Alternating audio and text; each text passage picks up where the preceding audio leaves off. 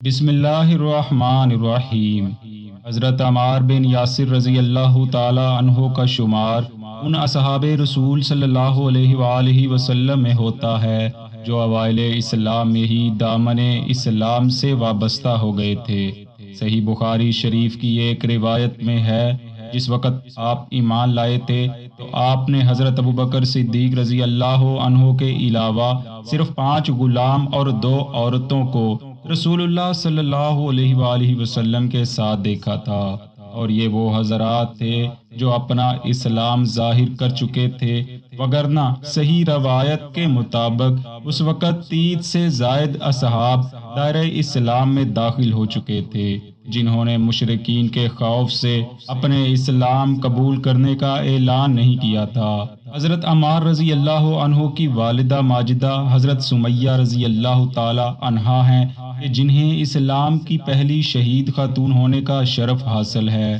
آپ کے والد ماجد حضرت یاسر اور بھائی حضرت عبداللہ رضی اللہ عنہم بھی مشرکین کی اذیتیں برداشت کرتے ہوئے واصل باحق ہو گئے تھے۔ ایک مرتبہ اوائل اسلام میں مشرکین مکہ نے حضرت عمار کو دہکتے ہوئے کوئلوں پر لٹا دیا۔ نبی کریم صلی اللہ علیہ وآلہ وسلم کا اس طرف سے گزر ہوا تو آپ کو دیکھ کر رک گئے اور آپ کے سر پر دست مبارک پھیر کر فرمایا، اے آگ، تو ابراہیم علیہ السلام کی طرح عمار پر بھی ٹھنڈی ہو جا۔ ایک روز مشرکین نے آپ کو پکڑا اور پانی میں اس قدر غوطے دیے کہ آپ کو بالکل بدحواس کر چھوڑا۔ اسی حالت میں ان جفاکاروں نے جو کچھ چاہا آپ کی زبان سے اقرار کروا لیا۔ جب آپ کے حواس بحال ہوئے تو آپ کی آنکھوں سے آنسو جاری ہو گئے۔ اسی حالت میں رسول اللہ صلی اللہ علیہ وسلم کی خدمت میں حاضر ہوئے اور اپنی زبان کے کہے پر شرمندہ ہوئے۔ چنانچہ اللہ رب العزت نے آپ کے حق میں قرآن مقدس کی سورہ نحل میں یوں ارشاد فرمایا، جو شخص ایمان لانے کے بعد خدا کا انکار کرے مگر وہ جو مجبور کیا گیا ہو اور اس کا دل ایمان سے مطمئن ہے تو اس سے کوئی مواخذہ نہیں۔ مدینہ طیبہ کی ہجرت کے بعد جب مسجد نبوی شریف کی بنیاد ڈالی گئی تو سرور کائنات صلی اللہ علیہ وآلہ وسلم نے صحابہ کرام کو جوش دلانے کے لیے خود تعمیر کے کام میں حصہ لیا۔ حضرت عمار رضی اللہ تعالی عنہ بھی اس کام میں پیش تھے، بلکہ حضرت ابو سعید رضی اللہ عنہ فرماتے ہیں، ہم لوگ ایک ایک اینٹ اٹھا کر لاتے اور عمار 2 اینٹیں اٹھا کر لاتے تھے۔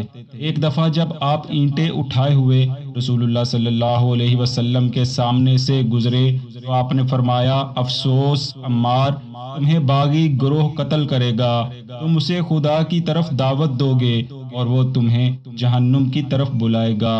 حضرت عمار بن یاسر رضی اللہ عنہ نے غزوہ بدر سے لے کر تبوک تک جتنے بھی اہم معرکے پیش آئے سبھی میں جاں بازی و شجاعت کی عظیم داستانیں رقم کی، یہاں تک کہ حضرت ابن عمر رضی اللہ عنہ فرماتے ہیں، جنگ یمامہ میں آپ کا ایک کان شہید ہو گیا تھا جو سامنے زمین پر پڑا پھڑک رہا تھا، لیکن آپ بے پرواہی کے ساتھ حملے پہ حملہ کر رہے تھے اور آپ جس طرف رخ کرتے تھے صفے کی صفیں تہو بالا کر دیتے تھے۔ امیر المؤمنین حضرت عمر فاروق رضی اللہ تعالی عنہ نے آپ کو 80 ہجری میں کوفہ کا والی مقرر کیا اور اہل کوفہ کے نام ایک فرمان جاری فرمایا جس میں اہل کوفہ کو آپ کی اطاعت و فرما برداری کے لیے پابند فرمایا۔ حضرت عمار قریباً 1 سال 9 ماہ تک والی کوفہ کے طور پر اپنے فرائض سر انجام دیتے رہے، لیکن اس کے بعد اہل کوفہ اور اہل بصرہ کی باہمی منافست اور حضرت عمار کی غیر جانبداری نے کوفہ کے رئیسوں کو آپ سے ناراض ہونے پر مجبور کر دیا اور امیر المومنین حضرت عمر کو آپ کے خلاف ڈھیروں شکایات بھیجیں، جس کی وجہ سے حضرت عمر نے آپ کو معزول کر کے اپنے پاس بلا لیا اور دریافت فرمایا، عمار، آپ میرے اس طریقے عمل سے کچھ ناراض تو نہیں ہوئے؟ آپ نے کہا، جب آپ پوچھتے ہیں تو حقیقت یہ ہے کہ میں نہ تو اپنی تقرری سے خوش ہوا تھا اور نہ اب معزولی سے ناراض ہوں۔ امیر المومنین حضرت عثمان رضی اللہ عنہ کا جب دور خلافت شروع ہوا تو ملک میں شورش و فتنہ پردازی کی ہوا چل پڑی، جس کی تحقیق و تفتیش کے لیے آپ نے ایک کمیشن بنایا جس کے ایک رکن حضرت عمار بن یاسر بھی تھے۔ اس تحقیقاتی کمیشن کو صوبہ مصر کی طرف بھیجا گیا جو کہ فتنہ و فساد کا اصل مرکز تھا۔ کچھ عرصہ بعد کمیشن کے باقی ارکان تو واپس لوٹ آئے، لیکن حضرت عمار کو واپس لوٹنے میں دیر ہو گئی، جس کی بنا پر دارالخلافہ میں آپ سے متعلق مختلف افواہیں پھیلنا شروع ہو گئیں۔ اسی دوران حضرت عبداللہ بن ابی سرح والی مصر نے ایک خط لکھا جس میں انہوں نے حضرت عمار سے متعلق یہ الفاظ لکھے، یعنی عمار کو مصر کی ایک قوم نے اپنا طرفدار بنا لیا ہے۔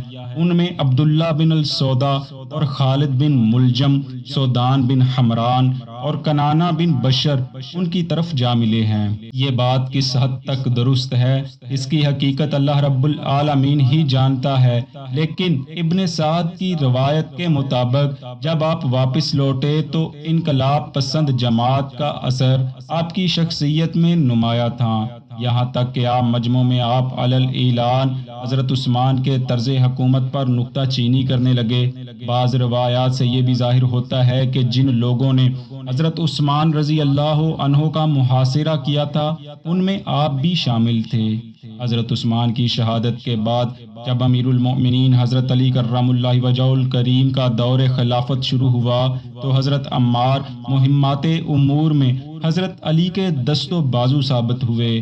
یہی وجہ ہے کہ آپ نے نہ صرف جنگ جمل میں شرکت کی بلکہ امیر المومنین نے آپ کو اپنی فوج کے میسرہ پر متعین فرمایا۔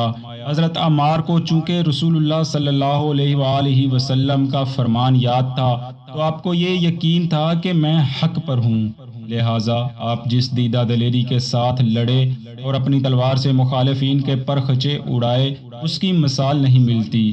جنگ جمل کے بعد جب جنگ صفین کا معرکہ پیش آیا تو آپ پھر امیر المومنین حضرت علی کرم اللہ وجہہ الکریم کی صفوں میں ہی کھڑے دکھائی دیے۔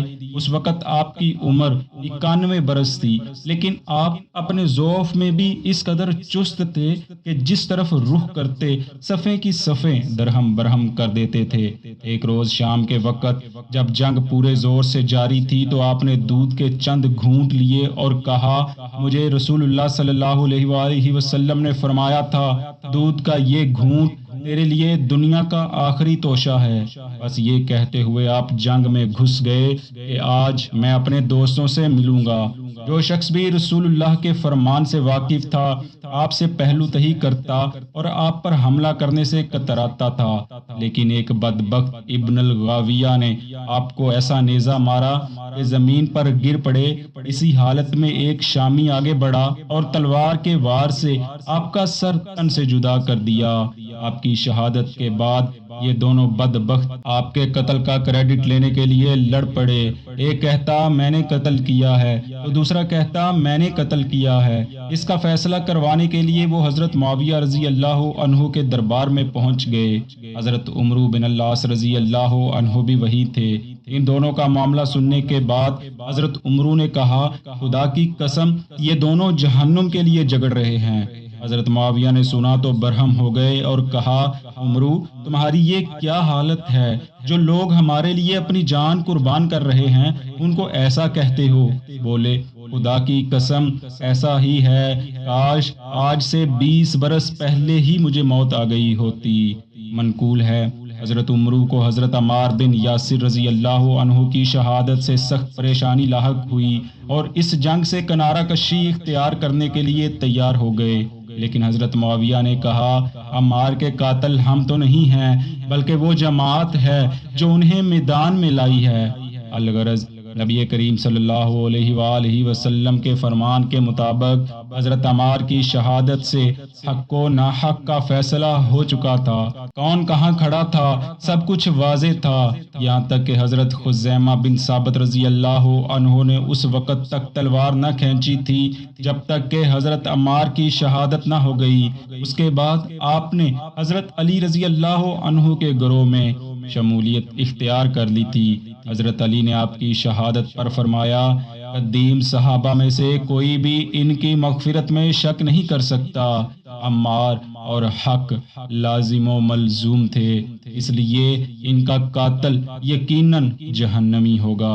دعا ہے اللہ رب العالمین آپ پر اپنی لاتعداد رحمتوں کا نزول فرمائے اور آپ کے ذکر خیر کو اپنی بارگاہ میں قبول فرمائے، آمین۔